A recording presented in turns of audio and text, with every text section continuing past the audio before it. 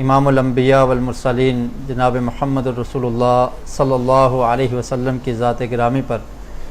کہ جن کو اللہ رب العالمین نے پوری انسانیت کے لیے اسوہ حسنہ بنا کر مبعوث کیا۔ اللہ رب العالمین نے نبی کریم صلی اللہ علیہ وسلم کے متعلق قرآن مجید میں ارشاد فرمایا،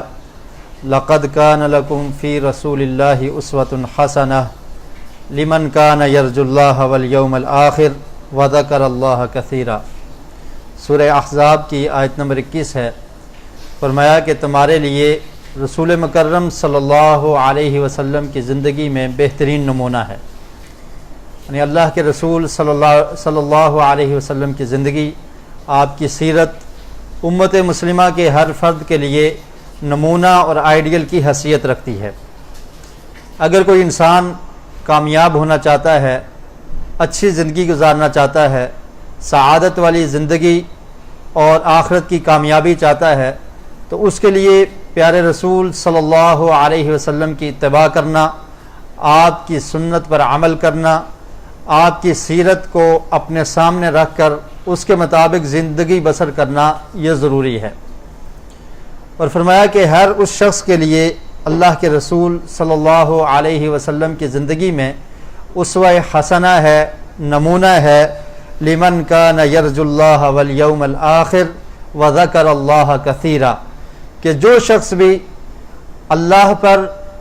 اور آخرت کے دن پر امید رکھتا ہے، اسے اللہ رب العالمین سے ملاقات کا یقین ہے اور آخرت کے دن پر اسے یقین ہے، اس پر ایمان رکھتا ہے، وذکر اللہ کثیرا، اور اللہ کے ذکر میں مشغول رہتا ہے، تو اسے چاہیے کہ وہ اللہ کے رسول صلی اللہ علیہ وسلم کی زندگی کو اپنا لے، آپ کی سیرت پر عمل کرنا شروع کر دے، آپ نے جس طرح زندگی بسر کی اس کو اپنے لیے نمونہ اور آئیڈیل سمجھ لے۔ نبی کریم صلی اللہ علیہ وسلم کو اللہ رب العالمین نے امت محمدیہ کی طرف مبعوث کر کر اس امت پر بہت بڑا احسان کیا ہے۔ اللہ تعالیٰ نے قرآن مجید میں بھی اس کا تذکرہ کیا، لَقَدْ مَنَّ اللَّهُ عَلَى الْمُؤْمِنِينَ إِذْ بَعَثَ فِيهِمْ رَسُولًا، کہ میں نے مومنین پر احسان کیا کہ ان میں سے ہی ان میں ایک رسول بھیج دیا۔ اور دوسرے مقام پر ارشاد فرمایا، هُوَ الَّذِي بَعَثَ فِي الْأُمِّيِّينَ رَسُولًا مِّنْهُمْ يَتْلُو عَلَيْهِمْ آيَاتِهِ وَيُزَكِّيهِمْ وَيُعَلِّمُهُمُ الْكِتَابَ وَالْحِكْمَةَ وَإِنْ كَانُوا مِنْ قَبْلُ لَفِي ضَلَالٍ مُّبِينٍ، کہ اللہ تعالیٰ فرماتے ہیں کہ ہم نے ان لوگوں میں ایک ایسا رسول بھیجا جو انہی میں سے ہے، انسان اور بشر رسول ان میں مبعوث کیا کہ تاکہ وہ ان کو کتاب و حکمت کی تعلیم دے، یعلمہم، ان کو تعلیم دے، ان کا تزکیہ نفس کرے، اور فرمایا کہ اس سے پہلے یہ لوگ واضح گمراہی میں تھے۔ تو اللہ کے رسول صلی اللہ علیہ وسلم جو تعلیم لے کر آئے، جو پیغام لے کر آئے، جو وحی لے کر آئے، وہ وحی، وہ پیغام، وہ قرآن اور وہ سنت نور کی حیثیت رکھتے ہیں، وہ روشنی کا منارہ ہیں۔ اور اس کے علاوہ اس وقت کے معاشرے میں گمراہی تھی، اندھیرا چھایا ہوا تھا، تو اللہ رب العالمین نے ان گمراہ لوگوں کے درمیان میں اللہ کے رسول کو مبعوث کیا کہ تاکہ اللہ کے رسول ان کے لیے ہدایت کا سرچشمہ بن جائیں، ہدایت کا ایک منارہ بن جائیں، اور جو لوگ اس ہدایت کو قبول کر لیں گے وہ کامیاب ہو جائیں گے، اور جو لوگ اس ہدایت کو ٹھکرا دیں گے، اللہ کے رسول کے پیغام کو، آپ کے مشن کو، آپ کی دعوت کو ٹھکرا دیں گے، تو وہ لوگ ناکام ہوں گے اور ہمیشہ کی ناکامی ان کا مقدر ہے۔ اور پھر یہ سلسلہ جاری رہا۔ اللہ کے رسول صلی اللہ علیہ وسلم کو 63 سال کی عمر ملی، اللہ کے رسول نے دین کا پیغام امت تک پہنچا دیا اور اس پیغام کو پہنچانے کا حق ادا کر دیا، اور پھر جتنی بھی خیر کی باتیں تھیں، جتنی بھی بھلائی کی باتیں تھیں، وہ تمام کی تمام باتیں اپنی امت تک پہنچا دی۔ جتنے بھلائی کے کام تھے دین کے معاملے میں، جن پر انسان کو ثواب ملنا تھا، جن پر اجر ملنا تھا، وہ تمام کی تمام باتیں اللہ کے رسول نے اپنی امت تک صحابہ کرام کے ذریعے پہنچا دی۔ اور جو باتیں بھی نقصان دہ تھی یا جن سے منع کرنا تھا، تو اللہ کے رسول صلی اللہ علیہ وسلم نے ان امور سے منع کر دیا۔ اور پھر اللہ رب العالمین نے اس بات پر مہر بھی لگا دی قرآن مجید کی یہ آیت نازل کر کے، الیوم اکملت لکم دینکم واتممت علیکم نعمتی ورضیت لکم الاسلام دینا، کہ آج کے دن میں نے تمہارا دین مکمل کر لیا ہے۔ یہ ایسا مکمل دین ہے جس میں کسی اضافے کی گنجائش نہیں ہے، اس کو تمام کر دیا۔ الیوم اکملت لکم دینکم واتممت علیکم نعمتی، اور یہ نعمت اسلام جو تمہیں عطا کی ہے اس کو میں نے تمام کر دیا ہے، اس کو کمپلیٹ کر دیا، اس کو مکمل کر دیا۔ وَرَضِيتُ لَكُمُ الْإِسْلَامَ دِينًا، اور پھر اس دین کو، اسلام کو میں نے تمہارے لیے پسند کیا ہے کہ تم اس منہج کو اختیار کر لو، اس دین کو اختیار کر لو، اس کے مطابق اپنی زندگیاں بسر کرو، اور یہ کمپلیٹ اور مکمل دین پیارے رسول صلی اللہ علیہ وسلم تمہیں دے کر جا رہے ہیں۔ اور اللہ کے رسول صلی اللہ علیہ وسلم نے ارشاد فرمایا تھا کہ میں تمہیں ایک ایسے واضح دین پر چھوڑ کے جا رہا ہوں کہ لیلھا کنہاریھا، کہ جس کی راتیں بھی اس کے دن کی طرح روشن ہیں، اس میں کوئی ابہام نہیں ہے، کوئی مخفی چیز نہیں ہے۔ اور پھر کمپلیٹ دین اللہ کے رسول اپنی امت تک پہنچا کر گئے، اور اس پر صحابہ اکرام کو گواہ بھی بنایا کہ اے صحابہ اکرام کی جماعت، کیا تم اس بات کی گواہی دیتے ہو حل بلغت، کہ میں نے وہ پیغام، میں نے وہ دین تم تک پہنچا دیا؟ تمام صحابہ اکرام نے اس بات کا اعلان کیا اور گواہی دی کہ اللہ کے رسول آپ نے اپنے دین کو پہنچانے کا حق ادا کر دیا ہے، آپ ہم تک اللہ کا پیغام پہنچا چکے ہیں، جتنی بھی خیر کی باتیں تھیں وہ آپ نے ہمیں بتا دی ہیں، اور جن امور سے منع کرنا تھا امت کو اس سے منع کر چکے ہیں۔ پھر اللہ کے رسول صلی اللہ علیہ وسلم نے اللہ کو گواہ بنایا، فرمایا اللہم اشہد، اللہ تعالیٰ تو بھی گواہ ہو جا کہ میں یہ دین اس امت تک پہنچا کر جا رہا ہوں، ان لوگوں کو یہ پیغام سنا کر جا رہا ہوں۔ جب دین مکمل ہو گیا، دین کمپلیٹ ہو گیا، اس کے بعد کوئی نئی چیز دین میں اگر ایجاد کی جائے تو اس کو شریعت میں بدعت کہا جاتا ہے، کیونکہ جو چیز مکمل ہے اس میں کسی ایڈیشن کی ضرورت نہیں ہوتی، اس میں کسی اضافے کی ضرورت نہیں ہوتی۔ تو اگر کوئی انسان اس بات پر یقین رکھتا ہے، اور ہر مومن کا یہ یقین ہونا بھی چاہیے اور ضروری ہے، کیونکہ اللہ رب العالمین نے قرآن مجید میں بیان کر دیا کہ اس دین کو مکمل کر دیا گیا ہے، اس میں کسی اضافے کی گنجائش نہیں ہے، اس میں کسی ترمیم کی گنجائش نہیں ہے، اس میں کوئی نقص نہیں ہے کہ جس کو بعد میں کوئی آ کر کمپلیٹ کرے، مکمل کرے، کیونکہ رب العالمین نے اس دین کو مکمل کر لیا ہے۔ تو یہ ہر مسلمان کا عقیدہ ہے۔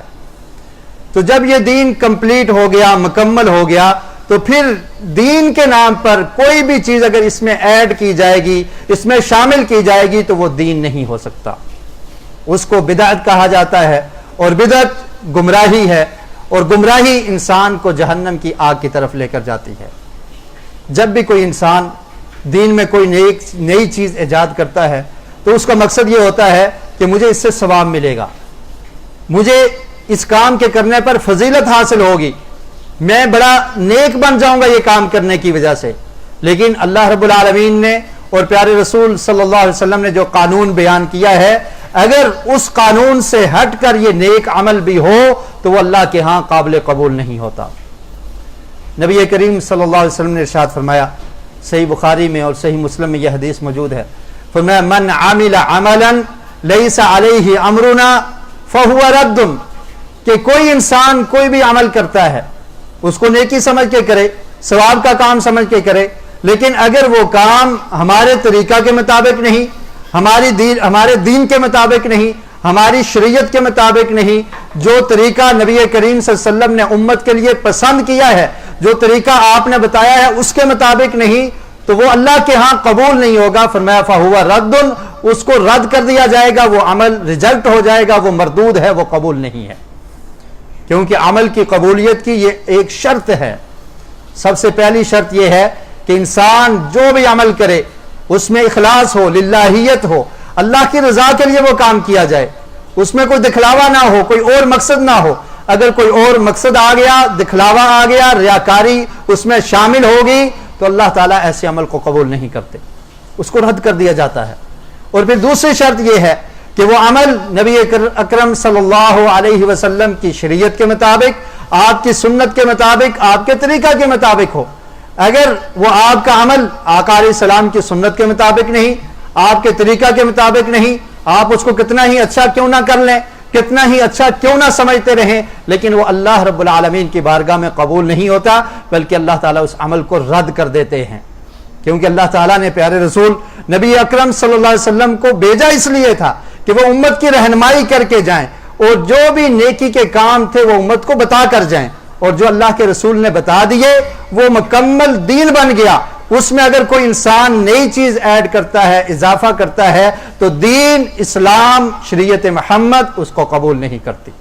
اور اس کو ردی کے ٹوکری میں ڈال دیا جاتا ہے، اس کو دین میں، اس عمل کو اللہ رب العالمین اپنی بارگاہ میں قبول نہیں کرتے۔ تو اس لیے ضروری ہے کہ انسان یہ کوشش کرے کہ اس کا ہر عمل سنت کے مطابق ہو۔ ابھی ربیع الاول کا مہینہ شروع ہونے والا ہے، تو اس مہینے میں کیونکہ مورخین یہ لکھتے ہیں کہ اس مہینے میں آقا علیہ السلام کی پیدائش ہوئی، اگرچہ تاریخ ولادت میں اختلاف ہے، کچھ لوگوں نے 12 ربیع الاول کو ولادت کا دن کہا،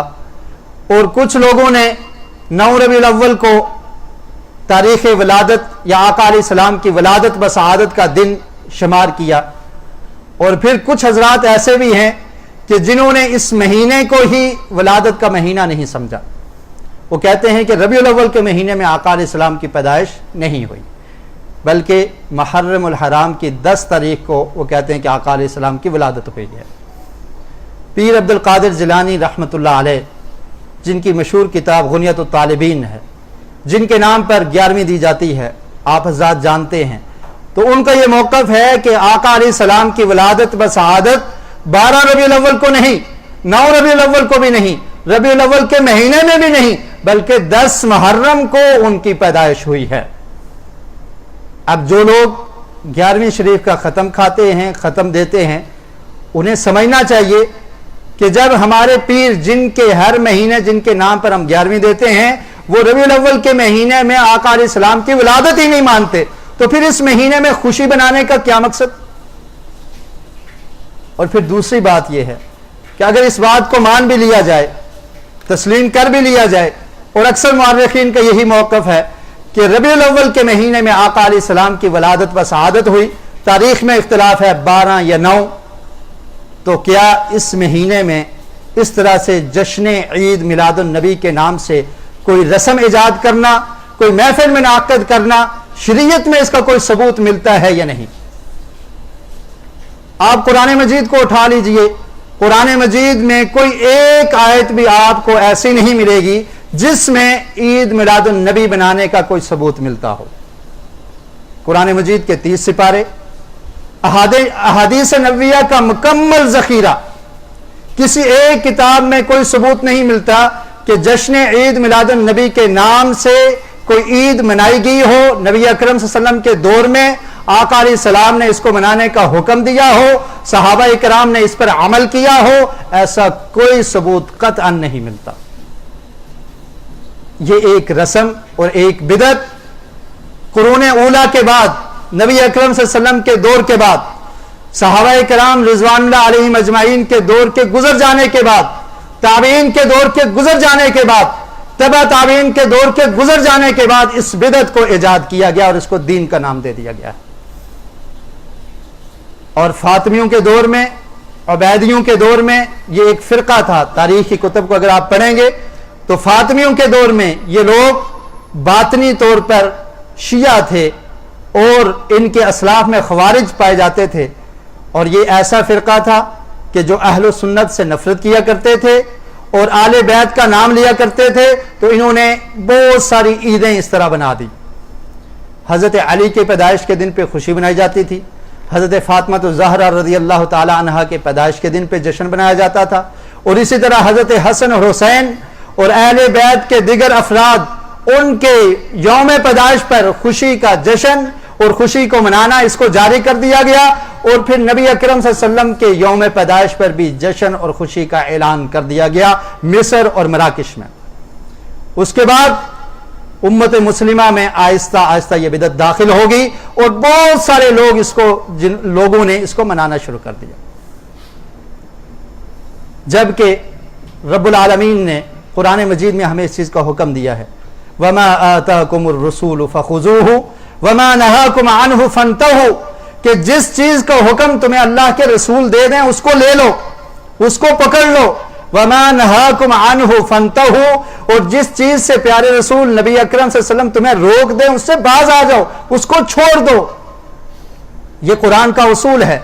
اللہ رب العالمین نے قرآن مجید میں واضح یہ اعلان کر دیا کہ جس چیز کا حکم تمہیں اللہ کے رسول دے دیں، اگر تم محبت کا دم بھرتے ہو، محبت کے دعوے دار ہو، اپنی محبت کے دعوے میں سچے ہو، تو اس کا تقاضا یہ ہے کہ اللہ کے رسول کی اتباع کر لو، آپ کے طریقے کو مان لو، آپ کی سنت کو سینے سے لگا لو، اس سے محبت کرو، اور اسی میں تمہاری کامیابی ہے۔ وَمَا نَهَاكُمْ عَنْهُ فَانْتَهُوا، اور جس سے اللہ کے رسول تمہیں روک دیں اس سے باز آ جاؤ، اس کے قریب تک نہ جاؤ۔ آج امت مسلمہ کا المیہ یہ ہے کہ جو حکم اللہ کے رسول نے ہمیں دیا ہے اس کو ماننے کے لیے ہم تیار نہیں ہیں۔ افسوس کے ساتھ یہ کہنا پڑتا ہے، امت مسلمہ مجموعی طور پر، اور ہر مسلمان اپنے گریبان میں جھانکے، اپنے معاشرے میں دیکھے، اپنے گھر میں دیکھے، تو اسے یہ بات ماننا پڑے گی کہ آقا علیہ السلام کے فرامین کو ہم قبول کرنے کے لیے تیار نہیں ہیں، اور جن کاموں سے اللہ کے رسول نے روکا ہے ان سے ہم باز نہیں آتے، رکتے نہیں ہیں۔ لیکن ایک ایسی رسم جو صرف اس مہینے میں ایجاد کی جاتی ہے، اس کو منانے پر ڈھیروں پیسے خرچ کر دیے جاتے ہیں۔ نبی کریم صلی اللہ علیہ وسلم نے اپنے پیارے صحابی ارباز بن ساریہ رضی اللہ تعالیٰ عنہ کو کہا تھا۔ ارباز بن ساریہ رضی اللہ تعالیٰ عنہ وہ صحابی ہیں کہ جن کے بارے میں اللہ رب العالمین نے قرآن مجید کی یہ آیت نازل کی، وَلَا عَلَى الَّذِينَ إِذَا مَا أَتَوْكَ لِتَحْمِلَهُمْ قُلْتَ لَا أَجِدَ مَا أَحْمِلَكُمْ عَلَيْهِ، کہ جب غزوہ تبوک کا موقع تھا تو کچھ صحابہ اکرام ایسے بھی جہاد کے لیے شریک ہوئے کہ جن کے پاس سوار ہونے کے لیے کوئی سواری نہیں تھی، گھوڑا نہیں تھا، اونٹ نہیں تھا، تبوک لمبا سفر ہے، تو آقا علیہ السلام کے پاس آ جاتے ہیں کہ پیارے رسول ہم بھی آپ کے ساتھ جہاد میں شریک ہونا چاہتے ہیں، ہم بھی آپ کے ساتھ چلیں گے، لیکن ہمارے پاس ساز و سامان نہیں ہے، ہمارے پاس سوار ہونے کے لیے کوئی سواری نہیں ہے۔ تو اللہ کے رسول نے فرمایا کہ تم بیٹھے رہو، کیونکہ تمہارے پاس سامان نہیں ہے تو ہم آپ کو لے کر نہیں جا سکتے۔ تو اللہ تعالیٰ نے ان کے بارے میں قرآن مجید کی یہ آیت نازل کر دی کہ کچھ ایسے لوگ بھی تھے کہ جن کے اندر جہاد کا جذبہ موجود تھا، لیکن ان کے پاس سامان کی کمی کی وجہ سے اور سواری کے نہ ہونے کی وجہ سے وہ شریک نہ ہو سکے۔ یہ وہ صحابی ہیں ارباز بن ساریہ رضی اللہ تعالیٰ عنہ۔ بیان کرتے ہیں کہ ایک دفعہ نبی کریم صلی اللہ علیہ وسلم نے ہمیں نماز پڑھائی، صلی بنا رسول اللہ صلی اللہ علیہ وسلم ذات یوم ثم اقبل علینا ووجلت منہ القلوب، کہتے ہیں کہ اللہ کے رسول نماز پڑھا کر فارغ ہوئے، ہماری طرف متوجہ ہوئے، فوعظنا، اور ہمیں نصیحت کی، اور ایسا واعظ تھا اللہ کے رسول کا، ایسی نصیحت تھی کہ ہم یہ سمجھے کہ شاید یہ آخری نصیحت ہے، یعنی ایسی نصیحت کرتے تھے جس طرح الوداع ہونے والے ہیں، یعنی جب انسان کسی سفر پر جاتا ہے تو پیچھے رہنے والوں کو کوئی وصیت کر جاتا ہے، کچھ امور کے بارے میں بتا جاتا ہے، تو اللہ کے رسول صلی اللہ علیہ وسلم نے ایسی بلیغ وصیت ہمیں کی اور نصیحت کی، جس کی وجہ سے فرماتے ہیں کہ ہم وجلت منہ القلوب، کہ ہمارے دل دہل گئے، دل نرم ہو گئے، اور ہماری آنکھوں سے آنسو بہنا شروع ہو گئے۔ اور پھر ایک آدمی نے کہا کہ اللہ کے رسول کأن هذه موعظة مودع فماذا تعهد إلينا، کہ اللہ کے رسول ہم یہ محسوس کر رہے ہیں کہ آپ نے ایسا واضح و نصیحت کیا ہے جیسا آپ الوداع ہو رہے ہیں، تو ہمیں کوئی مزید نصیحت کر دیجئے۔ اللہ کے رسول صلی اللہ علیہ وسلم نے فرمایا اوصیکم بتقوی اللہ والسمع والطاعہ، کہ میں تمہیں اللہ کا تقوی کی وصیت کرتا ہوں کہ ہمیشہ اللہ کا خوف اور اللہ کا ڈر یہ اپنے سینے میں رکھنا، اللہ سے ڈرتے رہنا، اللہ کے خوف سے کبھی عاری نہ ہونا، اور اپنے امیر کی اطاعت کرنا۔ اور پھر فرمایا فَإِنَّهُ مَن يَعِشْ مِنْكُمْ بَعْدِي فَسَيَرَىٰ اخْتِلَافًا كَثِيرًا، اور یاد رکھو جو میرے بعد زندہ رہا وہ میری امت میں بہت زیادہ اختلافات کو دیکھے گا، اختلافات تمہیں ملیں گے، جو میرے بعد زندہ رہا اسے اختلافات ملیں گے، لیکن اس وقت تم نے کیا کرنا ہے، فَعَلَيْكُمْ بِسُنَّتِي وَسُنَّتِ الْخُلَفَاءِ الْمَهْدِيِّينَ الرَّاشِدِينَ تَمَسَّكُوا بِهَا وَعَضُّوا عَلَيْهَا بِالنَّوَاجِذِ، تو جب تم اختلافات کو دیکھ لو تو اس وقت میری سنت کو مضبوطی سے پکڑے رکھنا، میرے طریقے کو مضبوطی سے پکڑ کے رکھنا، اور خلفائے راشدین کے طریقے کو اپنا لینا، کیونکہ اگر اختلاف میں تمہیں کامیابی چاہیے تو وہ کامیابی تمہیں اللہ کے رسول کے طریقے میں ملے گی، نبی کریم صلی اللہ علیہ وسلم کی سنت میں ملے گی، اور خلفائے راشدین کا جو طریقہ ہے اس کو اپنا لینا تو تم اختلاف سے بچ جاؤ گے۔ اور پھر اس کے بعد فرمایا وَإِيَّاكُمْ وَمُحْدَثَاتِ الْأُمُورِ، اور میں تمہیں یہ وصیت کرتا ہوں کہ دین میں نئے کام ایجاد کرنے سے بچ جانا۔ وَإِيَّاكُمْ وَمُحْدَثَاتِ الْأُمُورِ، آقا علیہ السلام کی نصیحت ہے صحابہ اکرام کو کہ دین میں کوئی نیا کام نہیں ایجاد کرنا۔ فَإِنَّ كُلَّ مُحْدَثَةٍ بِدْعَةٍ، کیونکہ بے شک جو بھی کام دین میں نیا ایجاد کیا جاتا ہے اس کو بدعت کہا جاتا ہے۔ وَكُلُّ بِدْعَةٍ ضَلَالَةٍ، اور ہر بدعت گمراہی ہے، وہ ہدایت کی طرف رہنمائی نہیں کرتی بلکہ وہ گمراہ کرتی ہے۔ اور یہ جشن عید میلاد النبی کے نام سے جس بدعت کو ایجاد کیا گیا یہ سراسر گمراہی ہے، اس کا ثبوت نہ قرآن سے ملتا ہے نہ نبی اکرم صلی اللہ علیہ وسلم کے فرامین سے ملتا ہے۔ آپ دیکھیے اسلام کا ایک ادنا سا طالب علم بھی یہ سمجھتا ہے کہ اس مسلمانوں کی دو عیدیں ہوتی ہیں، تیسری عید اپنی طرف سے بنا لینا اور اس کو عید کا نام دے دینا، یہ اسلام میں ایک نئی چیز ایڈ کرنے کے مترادف ہے۔ اور پھر نبی اکرم صلی اللہ علیہ وسلم کی پیدائش پر خوشی منانا، آپ دیکھ لیجئے غیر مسلم لوگ وہ اس طرح کے کام کرتے ہیں، برتھ ڈے بنایا جاتا ہے، یہ کام کن لوگوں کا ہے؟ ہر آدمی سمجھ سکتا ہے کہ غیر مسلم لوگ برتھ ڈے بناتے ہیں، اپنے بچے کی پیدائش کے دن پر کیک کاٹے جاتے ہیں، اور اسی طرح عیسائی لوگ عیسیٰ علیہ السلام کی پیدائش کے دن اس طرح کا دن بناتے ہیں اور ان کی برتھ ڈے بناتے ہیں، یوم ولادت بناتے ہیں۔ اسی برتھ ڈے کا ترجمہ اگر آپ اردو میں یا عربی میں کریں گے تو اس کو میلاد کہا جاتا ہے، پیدائش کہا جاتا ہے۔ تو جب عیسائی کریں تو وہ غلط ہے، کوئی غیر مسلم کرے تو برتھ ڈے بنائے تو وہ غلط ہے، لیکن مسلمان جو چاہیں دین کے نام پر کرتے رہیں، نبی اکرم صلی اللہ علیہ وسلم کا برتھ ڈے بناتے رہیں، آپ کا یوم میلاد بناتے رہیں، جس کو نہ نبی اکرم صلی اللہ علیہ وسلم نے اپنی زندگی میں خود بنایا نہ صحابہ کرام نے اس کو بنایا۔ اور پھر آپ دیکھ لیجئے آقا علیہ السلام کی 63 سالہ زندگی آپ کے سامنے ہے، اگر یہ ثواب کا کام ہوتا تو اللہ کے رسول اس کا حکم دے کر جاتے، اللہ کے رسول اپنے زندگی میں ایک دفعہ ہی کر لیتے کہ آج میری پیدائش کا دن ہے، خوشی کا دن ہے، جشن بناؤ، نغمے گاؤ، اور پھر اس دن کو بنا کر اس میں جو جو خرافات کی جاتی ہیں اور جس طرح کی ہلڑ بازی کی جاتی ہے اور جس طرح سے مرد و عورت کا اختلاط ہوتا ہے اور جس طرح سے بازاروں میں پیسے کو بہایا جاتا ہے اور چراغاں کر دیا جاتا ہے اور اس طرح سے مال کو ضائع کیا جاتا ہے، ذرا آپ تصور کیجئے آقا علیہ السلام کی زندگی کے بارے میں۔ حضرت عمر فاروق رضی اللہ تعالیٰ عنہ پیارے رسول صلی اللہ علیہ وسلم کے حجرہ میں داخل ہوتے ہیں، آقا علیہ السلام کے کمرے میں، آپ کے حجرے میں ایک مشکیزہ لٹک رہا ہے جس میں کچھ آٹا تھا، 1 سا کے قریب، 3 کلو کے قریب آٹا پڑا ہوا ہے، اور آقا علیہ السلام ایک چٹائی پہ آرام فرماتے ہیں۔ اس چٹائی پر آرام فرمانے کی وجہ سے آقا علیہ السلام کی پشت مبارک پر نشان پڑ جاتے ہیں۔ حضرت عمر رونا شروع ہو جاتے ہیں کہ آقا علیہ السلام آپ پوری کائنات کے امام ہیں، آپ امام الانبیاء ہیں، آپ امام رحمت ہیں، آپ کو اللہ رب العالمین نے تمام انسانوں سے افضل بنایا ہے، آپ کی یہ حالت ہے کہ آپ زمین پر لیٹتے ہیں، ایک چٹائی پر لیٹتے ہیں تو آپ کی پشت مبارک پر نشان پڑ جاتا ہے، اور آپ کے گھر میں کھانے کے لیے تھوڑی سی غذا موجود ہے،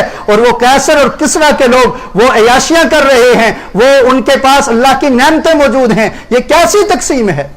حضرت عمر رونا شروع ہو جاتے ہیں کہ اللہ کے رسول کی حالت یہ ہے اور کیسر اور کسرا کے پاس دنیا کی تمام نعمتیں موجود ہیں، آج اس نبی کی ولادت کا دن بناتے ہوئے تم مال کو خرچ کرتے ہو، گلیوں میں جھنڈیاں لگاتے ہو، مال کو ضائع کرتے ہو۔ جس نبی نے مال کو ضائع کرنے سے منع کیا، جس نبی کے گھر کی حالت یہ تھی کہ اپنے پاس صدقے کا مال زیادہ دیر نہیں رکھتے تھے، تقسیم کر دیا کرتے تھے کہ یہاں میرے پاس خزانہ محفوظ نہ رہے، آج اس نبی کے نام پر چراغاں کیا جاتا ہے، اس نبی کے نام پر اس نبی کی یوم ولادت بناتے ہوئے گلیوں اور بازاروں میں کس طرح کی خرافات کیے جاتی ہیں۔ کبھی آقا علیہ السلام کی سیرت کو پڑھ کے دیکھیے، جب حضرت عمر رضی اللہ تعالیٰ عنہ رونا شروع کر دیتے ہیں، اللہ کے رسول نے تسلی دی، فرمایا عمر یہ لوگ ان کے لیے دنیا ہے، کیا تو اس بات پہ راضی نہیں ہے کہ اللہ تعالیٰ نے ہمارے لیے جنت بنائی ہے اور وہاں پر ہمیں انعامات ملیں گے؟ نبی اکرم صلی اللہ علیہ وسلم نے اپنی پوری زندگی میں یہ کام نہیں کیا، اور پھر آپ دیکھیے جو ہی ربیع الاول شروع ہوتا ہے آپ میں سے کوئی انسان یہ پسند کرتا ہے کہ اس کے والد کا نام یا اس کا اپنا نام اس کے جوتے پہ لکھ کر اس کے گھر کے باہر تختی لگا دی جائے؟ ذرا تصور کیجئے، محبت کا دعویٰ کرنے والوں، نبی کریم صلی اللہ علیہ وسلم نے فرمایا تھا کہ کوئی آدمی اس وقت تک مومن نہیں ہو سکتا جب تک وہ سب سے زیادہ مجھ سے محبت نہیں کر لیتا۔ لا یؤمن احدکم حتی اکون احب الیہ من والدہ وولدہ والناس اجمعین، کہ سب سے زیادہ محبت مجھ سے کرے، اللہ کے رسول سے کرے، اپنی اولاد سے زیادہ، اپنے والدین سے زیادہ، دنیا کے تمام لوگوں سے زیادہ محبت پیارے رسول کی محبت ہمارے دلوں میں ہونی چاہیے۔ اگر کوئی غیر مسلم کسی جوتے پر آقا علیہ السلام کا نام لکھ دے، اللہ کا نام لکھ دے، تو مسلمان جوش میں آ جاتے ہیں، ان کی ایمانی غیرت جاگ اٹھتی ہے، انتقام لینے کے لیے تیار ہو جاتے ہیں۔ اور اگر یہی کام کوئی مسلمان کرے تو ہمارے سر پہ جون تک نہیں دکھتی۔ محبت کے نام پہ تم نے کیا جرم کیا؟ جب ہم یہ نہیں پسند کرتے کہ میرے والد کا نام، میرے دادے کا نام کسی جوتے پر لکھ کر گھر کے باہر تختی لگا دی جائے، اس پر میرے والد کا نام لکھ دیا جائے، میرے دادا کا نام لکھ دیا جائے، کوئی انسان اس کو قبول نہیں کرتا، کوئی برداشت نہیں کرتا کہ یہ توہین ہے میرے والد کی، یہ توہین ہے میرے دادا کی، یہ توہین ہے میرے نام کی۔ کیا تمہیں پیارے رسول کا نام ہی ملا تھا کہ آپ کے نالین مبارک، آپ کے نالین پہ آپ صلی اللہ علیہ وسلم کا نام لکھ دیا جاتا ہے، کلمہ طیبہ لکھ دیا جاتا ہے، اللہ کا نام لکھ دیا جاتا ہے، اور ہمیں ذرا پریشانی نہیں ہوتی، فکر ہی نہیں ہوتی؟ اور پھر اس تختی کو اپنے ماتھے پہ لگا دیا جاتا ہے، اپنے سینے پہ لگا دیا جاتا ہے، جھنڈیوں کی شکل میں پورے بازار میں آویزاں کر دیا جاتا ہے، گھر کے باہر لگا دیا جاتا ہے۔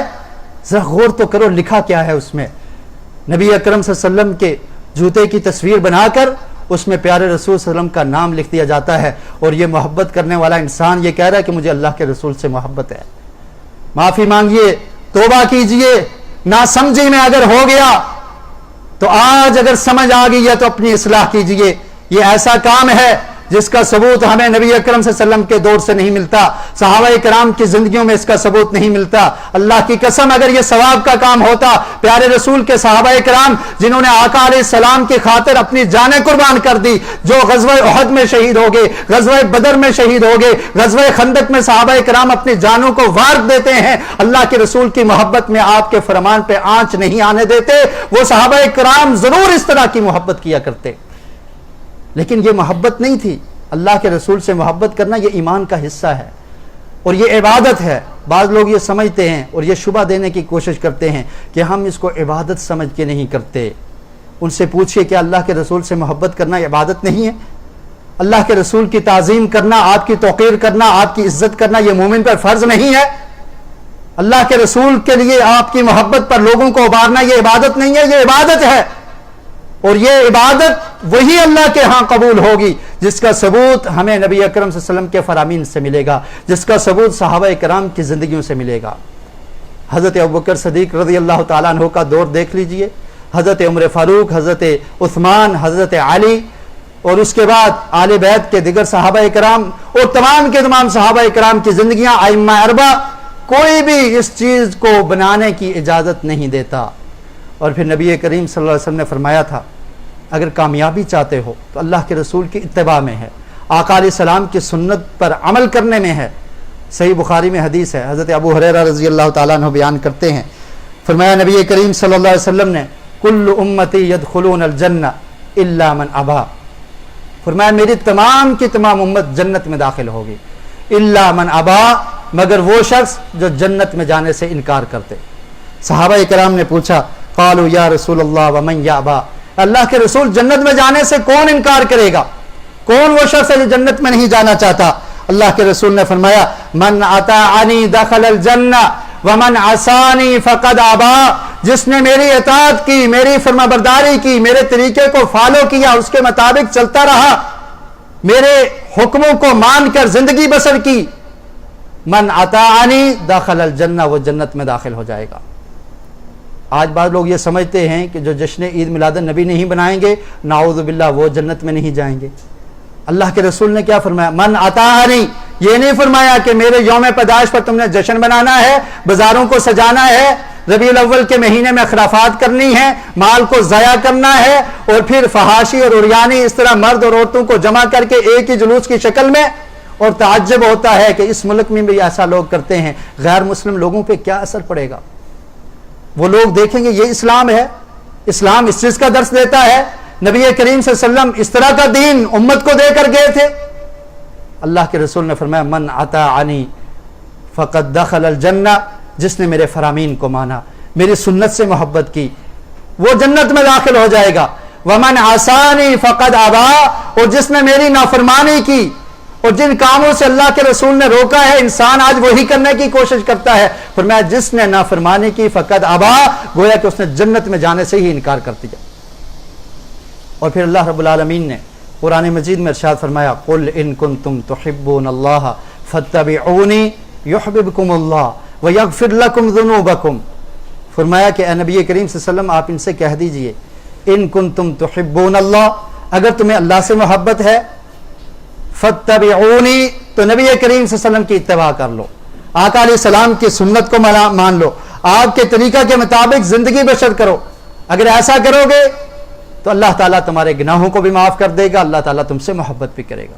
تو محبت کا تقاضا یہ ہے کہ انسان اللہ کے رسول کے فرامین کو مانے، آپ کی سنت کو اپنے سینے سے لگائے، آپ کی سنتوں پر عمل کرے، اور یہ جو اس طرح کی خرافات جن کو دین کا نام دے کر دین میں رکھ دیا گیا ہے، ان سے خود بھی بچیے اور دوسرے لوگوں کو بھی روکنے کی کوشش کیجیے. رب العالمین نے قرآن مجید میں ارشاد فرمایا فَلْيَحْذَرِ الَّذِينَ يُخَالِفُونَ عَنْ أَمْرِهِ ان تصیبہم فتنۃ او یصیبہم عذاب علیم، کہ ان لوگوں کو ڈرنا چاہیے، ان لوگوں کو خوف کرنا چاہیے کہ جو لوگ اللہ کے رسول صلی اللہ علیہ وسلم کے نافرمانی کرتے ہیں، آپ کے کسی حکم کی نافرمانی کرتے ہیں، ان تصیبہم فتنہ، کہ وہ فتنے کا شکار ہو جائیں، ان پہ کوئی مصیبت آن پہنچے، او یصیبہم عذاب علیم، یا دردناک عذاب ان کو آن پہنچے. دین میں نئی چیز ایجاد کرنا اسلام قطعاً اس چیز کی اجازت نہیں دیتا. آپ کتنا ہی اچھا عمل اس کو سمجھ کے کیوں نہ پیش کریں، لیکن اس عمل پر اگر نبی اکرم صلی اللہ علیہ وسلم کی مہر نہیں لگی، آقا علیہ السلام کا طریقہ نہیں ہے، تو وہ عمل اللہ کے ہاں قابل قبول نہیں ہوتا. اللہ کے رسول صلی اللہ علیہ وسلم اپنے ہر خطبہ میں یہ ارشاد فرمایا کرتے تھے کل محدثۃ بدعہ وکل بدعۃ ضلالہ وکل ضلالۃ فی النار، کہ یاد رکھو دین میں کوئی بھی نیا کام وہ بدعت ہے، اور جو بدعت ہے وہ گمراہی ہے، اور گمراہی انسان کو آگ کی طرف لے کر جاتی ہے. صحابہ کرام کی زندگیاں اس عمل سے خالی ہیں، انہوں نے اللہ کے رسول سے ایسی محبت نہیں کی جو جس طرح کی محبت کرنے کا دعوے دار آج کا مسلمان ہے، کہ اللہ کے رسول کے فرامین کو تو پسے پشت ڈال دیتا ہے، آپ کے فرامین کو چھوڑ دیتا ہے، آپ کی سنتوں پر آپ کے حکموں پر عمل کرنے کے لیے تیار نہیں ہوتا، لیکن صرف رسم و رواج اور خرافات کے لیے وہ سب سے آگے نکل جاتا ہے. اللہ کے لیے دین کو سمجھیے اور ان جیسی بدعات سے بچیے. اللہ رب العالمین سے دعا ہے کہ اللہ تعالیٰ صحیح معنوں میں ہمیں اسلام کو سمجھنے کی اور اس پر عمل کرنے کی توفیق نصیب فرمائے. وآخر دعوانا ان الحمد للہ رب العالمین.